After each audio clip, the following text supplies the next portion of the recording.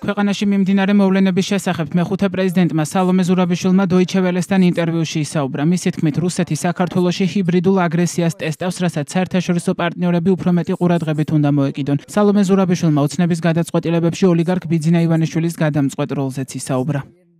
ევროპელმა პოლიტიკოსებმა პირველ რიგში უნდა აღიარონ, რომ საქართველოში ახლა რუსული სტრატეგია იტესტება. როცა ამას აღიარებ ასევე იმას, რომ ქვეყანაში ჩატარებული არჩევნები იყო სწორედ რუსული ჰიბრიდული სტრატეგიის შედეგი. ამაზე უფრო მეტი ყურადღებაა გასამახვილებელი. და თუ ჩვენ ვთანხმდებით, რომ ეს არჩევნები ხელისუფლება მოიპარა, მაშინ არასაკმარისია. ქვეყანას მართავდეს ქართული ოცნება, რომელიც ახლა მოსკოვის ხელშია და შენ უვიზო რეჟიმი ხალხს შეუჩერო. ამგვარად რუსეთი საქართველოში ტყუის გასროლის გარეშე იღებს იმას, რაც ვერ მიიღო 3 წლის შემდეგაც უკრაინაში. რაც შეეხება ივანიშვილს, ახლა არავინ დარჩა მმართველ პარტიაში 2012 წლის გუნდიდან. პრემიერის გარდა დანარჩენები იცვლებიან ერთი მეორის მიყოლებით. ივანიშვილი ერთადერთი ადამიანია, ვინც სცენის მიღმა დგას და იშვიათად ჩანს საჯაროდ, მაგრამ ის იღებს გადაწყვეტილებას. ყველა ბერკეტი მის ხელშია, ის მართავს მოსკოვის ინსტრუქციებით და მთავრობაში არ არის არავინ სხვა, ვისაც აქვს ქარიზმა ან პერსონალური პოზიცია. ის ცვლის პრემიერს, მინისტრებს, ის ცვლის ყველას, მაგრამ თავად რჩება. საქართველოში რუსული გავლენები ვრცელდება ხელისუფლების ხელით, უფრო სწორად ერთი ადამიანის ხელით, რომელიც მართავს და იღებს გადაწყვეტილებებს. ვრცელდება პროპაგანდისტული არხების მეშვეობით, ვრცელდება მცირე ჯგუფებით, რომლებიც მოსკოვიდან ფინანსდებიან, რასაც რბილ ძალას ეძახიან,